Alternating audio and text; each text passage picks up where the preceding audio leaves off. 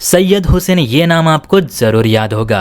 देखिए 2 दिन पहले ही इस शख्स का नाम मैंने अपने वीडियो में आपको बताया था, जिसने एक भड़काऊ स्टेटमेंट देते हुए ये कहा था कि भारत ने अगर 2013 में हमारे साथ साइन किया गया वो प्रत्यर्पण वाला संधि समझौता तोड़ दिया तो भारत को बड़ी मुसीबतों का सामना करना पड़ेगा। जी हाँ, बात बांग्लादेश की ही हो रही है, जिसके विदेश मंत्री यानी सैयद हुसैन ने शेख हसीना को लेकर भारत को परिणाम भुगतने की धमकी दी थी।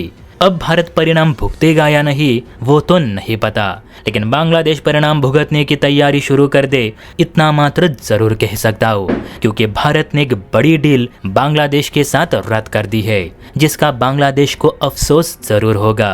तो बहुत बड़ा अपडेट है, चलिए इसे विस्तार से समझते हैं। शायद आपको याद नहीं होगा, जब शेख हसीना बांग्लादेश की प्रधानमंत्री थी तब पीएम मोदी और शेख हसीना की अध्यक्षता में एक डील साइन हुई थी, जो कि थी बांग्लादेश में रोड इंफ्रास्ट्रक्चर को डेवलप करने की। शेख हसीना की मांग थी कि जिस हिसाब से अब भारत में रोड्स का निर्माण हो रहा है उसी तर्ज पे बांग्लादेश में भी रोड्स बनाए जाए। और जब शेख हसीना भारत दौरे पे आई थी तब इस परियोजना को लेकर दोनों देशों में सहमति तक बन गई थी, बस नारियल फोड़कर काम शुरू करना बाकी रह गया था। लेकिन बाद में स्टूडेंट्स ने मोर्चा निकाला, मोर्चा हिंसा में भड़का, हिंसा कत्लेआम में तब्दील हुई और शेख हसीना को मुल्क छोड़कर भागना पड़ा। तब से ये डील पाइपलाइन में थी। आपके जानकारी के लिए बता दूं कि भारत पूरे 10,000 करोड़ निवेश करके बांग्लादेश में रोड नेटवर्क स्थापित करने की योजना बना रहा था, लेकिन तख्ता पलट हुआ और सब बिगड़ गया। हालांकि इसके बावजूद भारत ने इस परियोजना को रद्द नहीं की थी,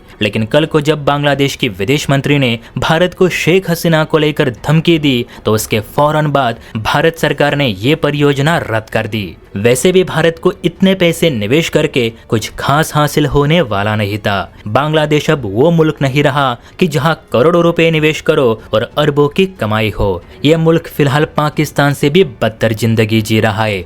यहाँ तक कि IMF भी बांग्लादेश को लोन देने से मना कर रहा है। ऐसे में आप ही बताइए, इतनी बड़ी रकम बांग्लादेश में निवेश करके हमें क्या हासिल होता।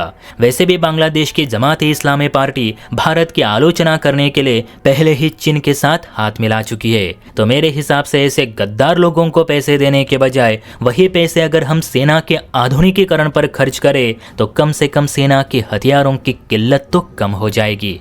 आपको क्या लगता है दोस्तों कि बांग्लादेश पर 10,000 करोड़ निवेश करना कहाँ तक सही था? इस पर आपकी क्या राय है नीचे कमेंट करके ज़रूर बताइए। और हाँ, वीडियो अच्छी लगी हो तो चैनल को लाइक एंड सब्सक्राइब भी ज़रूर करें। जय हिंद।